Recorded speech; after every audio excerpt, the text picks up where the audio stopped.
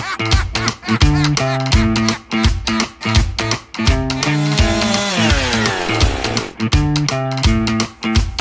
this thing fireproof? Hell yeah, buddy. Whatever you say, Skeeter.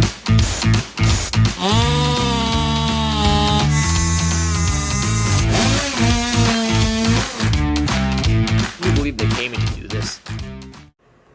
Alright guys, full disclosure, I think Nick from Redbeard Saws and Gordy from Westcoast Saw, a couple really good dudes. I know them personally, but that is not why I am doing this video and why I recommend their products, hands down. I'm just telling you how it is. People might think that, but especially for the 261, 362, 462, those models. I think there's a few more even, maybe like 391 in them. Don't quote me on that, but these filters are so much better than the paper style filters.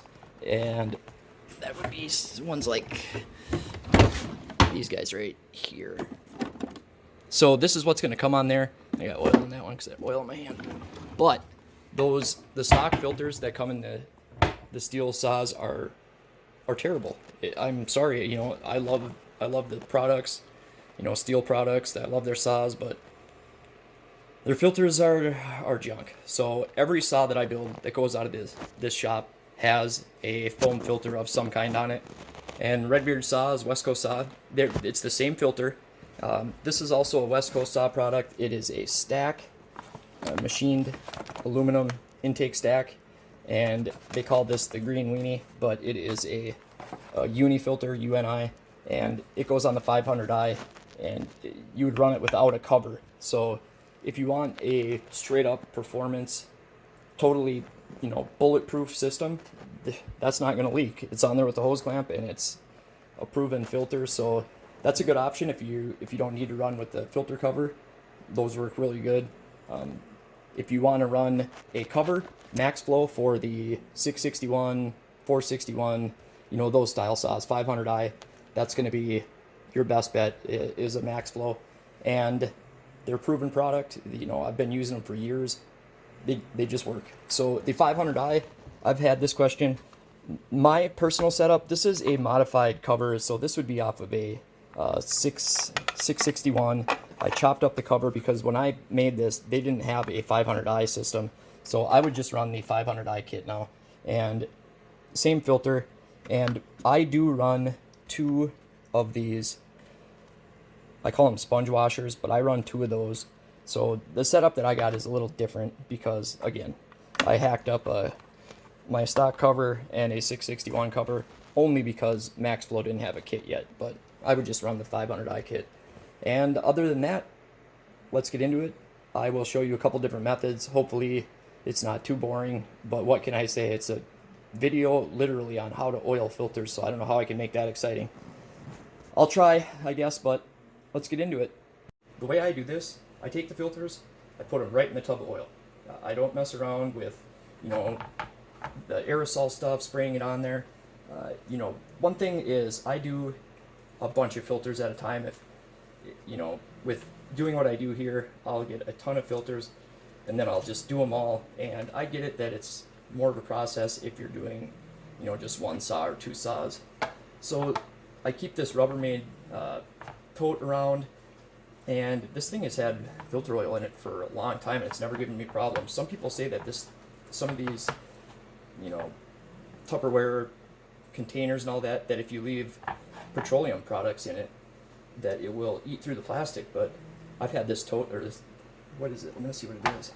I want to say it's Tupperware, but if I find out what it is, I'll let you know. But I'm dripping stuff everywhere. I do want to find out what this is because legit Rubbermaid. So it's Rubbermaid, and I've had filter oil in this thing for years, and it's never been a problem. So getting them completely submerged in the filter oil is key. Some people will take, and this does work really good. I'm not sure the measurement. I want to say it's 2 ounces or 2 tablespoons of, for the Maxflows. You'll put it in a Ziploc bag, measure out the oil that you need, which, whether it's, I want to say it's 2 tablespoons. Then you throw it in the Ziploc bag and you kind of just work it around. You don't need gloves that way, and you have the right amount. Well, since I like to be thorough, and for my own research, I have 2 ounces of the filter oil in this bag, because I want to say that someone had told me that 2 ounces is perfect for a Maxflow, so we're going to find out. Oh great, it has a hole in it from that staple, so that'll work awesome. Now a lot of this oil, and this was with Bel-Ray, the UNI filter oil, I think is a lot cleaner. I haven't seen it yet, so that would probably be different. I'd probably use a big Ziploc bag, but let's just see if I was right on that. I have done this Ziploc bag method before with a big bag, and it worked. The whole thing is, yeah, it works way better with a bigger bag, but I wanted to see how close this 2 ounces is. See how that foam just sucks that stuff up. It's crazy, isn't it? But I can tell already, yeah, it's going to be at least 2 ounces. It's not leaking out of the bag either, so this kind of tells us where I was at. And it kind of goes to show you just how much oil these filters actually suck up. Because if you buy a jug of it, I just get it in the, I don't know what they are. They look like basically a quart, but I want to say it's more than a quart. This is about right. So it must have been 2 ounces was what the guy was saying. 2 tablespoons I think would have been, that wouldn't have been enough. A tablespoon isn't very much, I don't think, right? I don't bake a lot of cookies.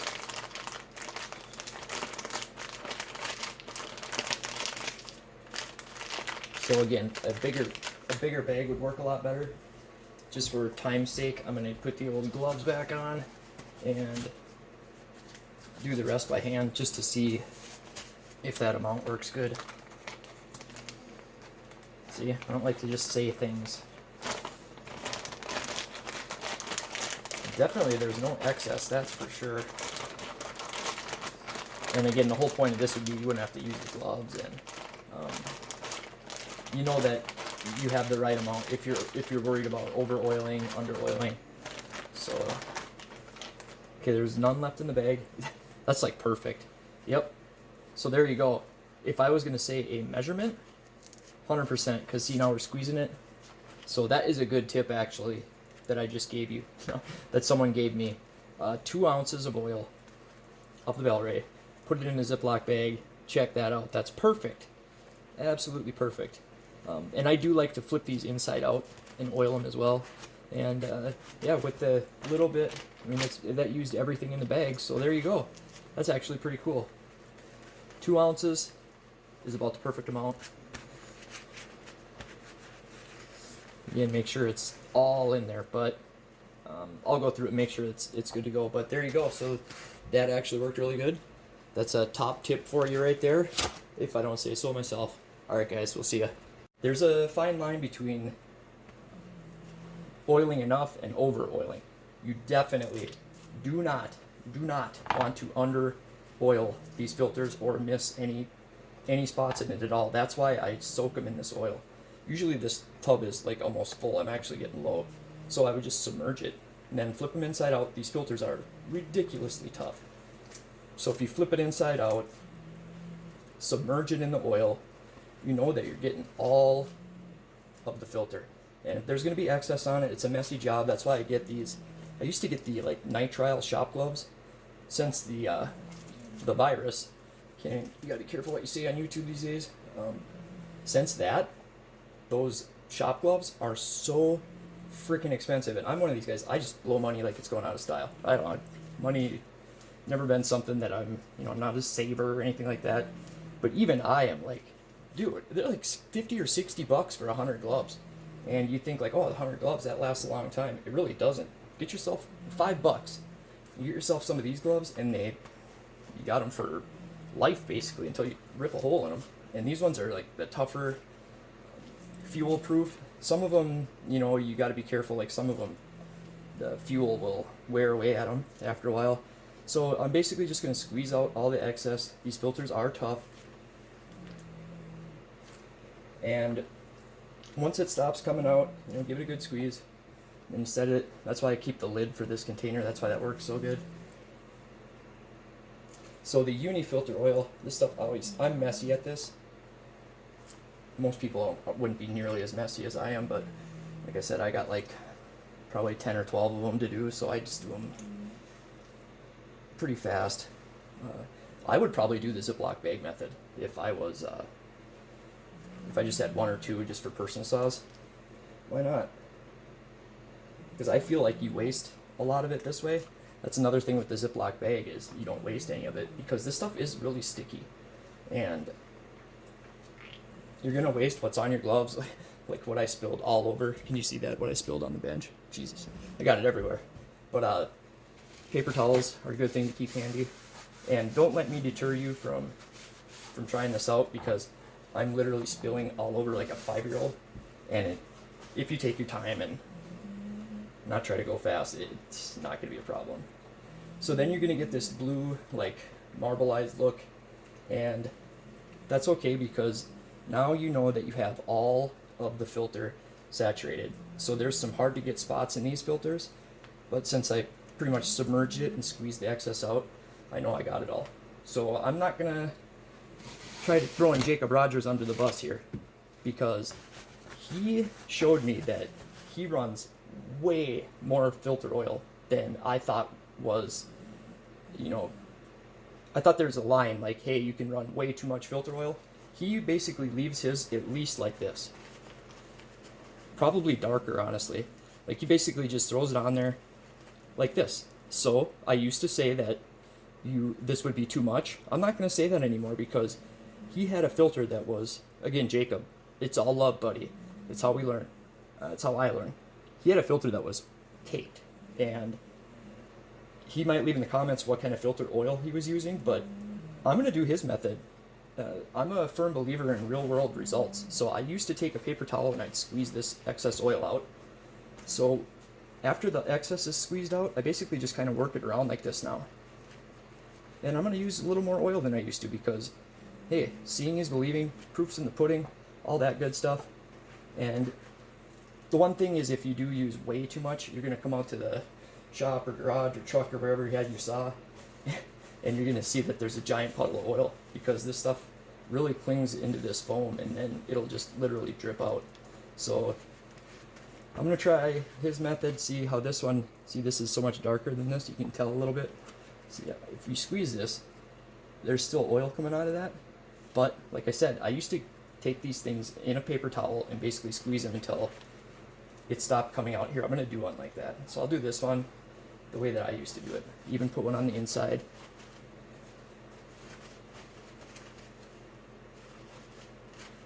And I would just squeeze it like this. And then I get the oil off my gloves. And see, that's where the Ziploc bag I think would be nice because you wouldn't waste as much. And then just kind of work it around like that. Now, I would run mine. A filter works good to clean your gloves off too. Just kind of go like that and it'll clean it off. So I used to run mine like this, and I think I'm going to run them more of this color. A little bit heavier. I don't know, his worked really good. So these ones though, the Westcoast Saw, Redbeard Saw, these ones I probably would put a paper towel in the inside and just give it a little squeeze, just because the oil likes to hang out in there. And then you don't need it on the outside part of it, obviously. Then just check it over, make sure you got everything down in here. There we go. Now these filters are so tough. I am blown away how tough this bond is. I mean, I'm pulling on that pretty freaking hard. I mean, it's not coming off. So, also with, twisting on them and stuff, people think that they got to be delicate with these. You really don't. Now, one tip I'll give you, so the Maxflows, and again, I'm not affiliated with Maxflow, I'm not trying to tell you how to use their product, but I've seen so many people that try to run it like this, especially the 461 filters. If I got one here, let me grab one. Okay, I do have. So This is pretty important actually, or they will use the wrong cover. Now, I wonder if I have a cover for the 461 down here. Dang it, I don't. I use them to put the backing on my nitrous saw, as crazy as that sounds. Okay, so this is a 461 cover. They will come with two of these orange covers. So one of them is going to not have this lip in here, and what they have that for is so the filter does not go like this. See that edge there? It doesn't go like this. This piece sits down in the top. It goes like that. Okay, and these ones, same thing. This lip right here, this is for a 661/500, goes like that. Now, I've seen people use the wrong tops. I've seen people put them like this. I've seen all kinds of stuff, and then they have issues. If you use these right, they don't leak. Now, on the 500i and 661, I use an extra, what they call a sponge washer or a grommet. This one I just use a grommet actually. So on my 500i, I have a chopped up 661 cover, because when I did this, Maxflow hadn't released their 500i kit yet. Now they have it out. So these things right here, these sponge washers, I have two of these on my saw. I don't know if you can see where that goes. You see what I'm doing there?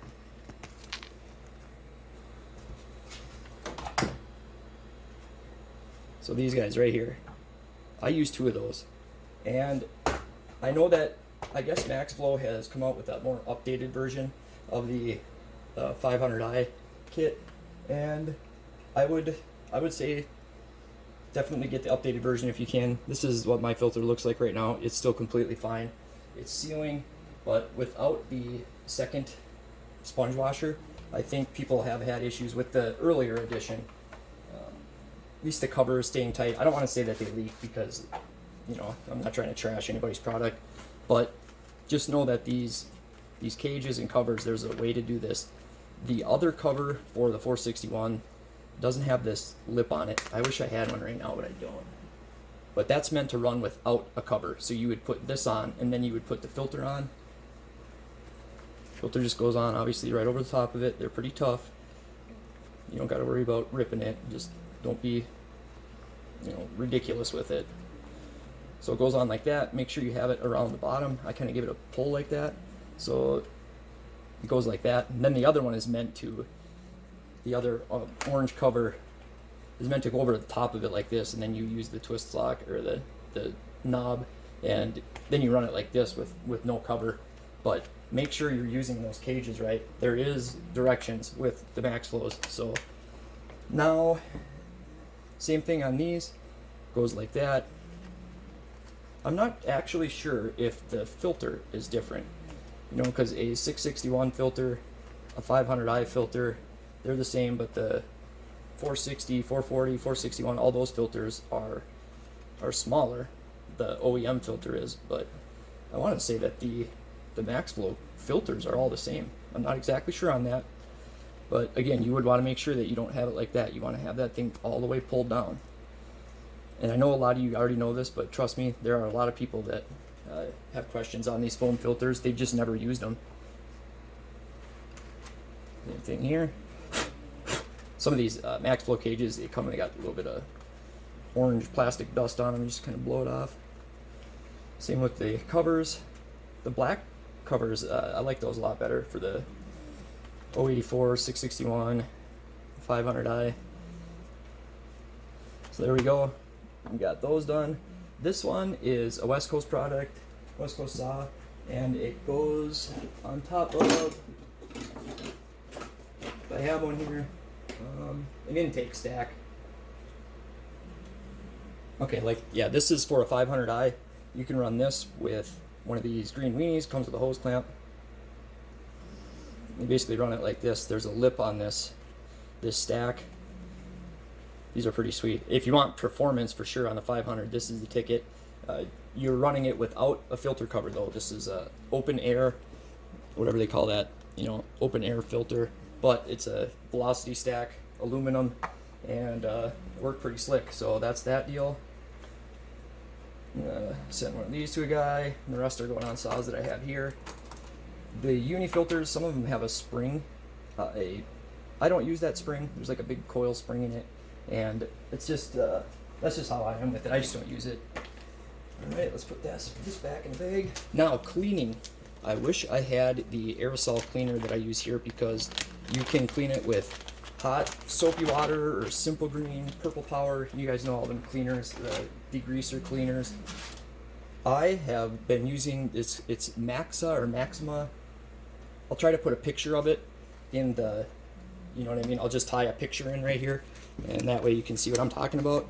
Again, not affiliated with these guys or anything like that. I don't know why I even say that like I'm some big shot, right? Okay, so that's just the stuff that I've used. I know Bel-Ray, UNI, they all have these cleaners. I would use, what I'm going to use is the UNI filter oil and the UNI cleaner. That's what I'm going to use. And I say UNI, but it's UNI, UNI, whatever. And that, to me, that's always been, this is what I'm talking about by UNI. So I really like their filters, and why not use their oil? You know, obviously they've done the testing, and it's working for them. So the hot soapy water method, or you know, whatever you want to use, that does work, but it is tough to get all the dark stains out of it. You don't ever want to use carb cleaner or gas or anything like that. The cleaner though, it's just an aerosol cleaner, and all I do is I hold it over a tub and I just drench that, like I'll put it in like a tub like this, and I just use that aerosol stuff and I just soak it, leave it sit a little bit, wring it out, hit it again, and then if you want, you can hit it with hot soapy water. But if you're going to do the hot soapy water thing, you got to make sure that you have time to wait so that dries out, because it does take a while to dry out, especially if you're in Minnesota and it's freaking winter all the time here. So that's basically the rundown on oiling filters. Well, if you sat through that, or even if you just skipped to the end, I appreciate it. So this actually got to me a little bit. I'm an emotional person, whether it's angry, happy, sad, doesn't matter. And I'll admit, this damn near choked me up. We raised $600 for those cookies off the nitrous saw. So, crazy. That is way more than I thought I would get. So, the highest bidder, I don't know if he wants me to mention his name. I hope he does, because, you know, that's awesome. So, when the cookies dry out, you got to set them flat and keep something on top of them so that when they cure, they don't warp. Because I've done stuff with them before, but I hope to be able to mention you and do a video, you know, where I do a design on it and send it off to you. I'll lacquer it and everything for $200. Hey, I really appreciate it, and I'm gonna match that. Now, I also had another guy that didn't want anything that offered to match up to $250 as well. So, what can I say? I'm at a loss for words. I really am. Me, John, the goofball maniac that does rants and hater spoofs and all this. I mean, it is what it is. I'm humbled, I'm blown away, and I'm grateful. So there we go. $200 from 3 different people going to 3 different charities. There you go.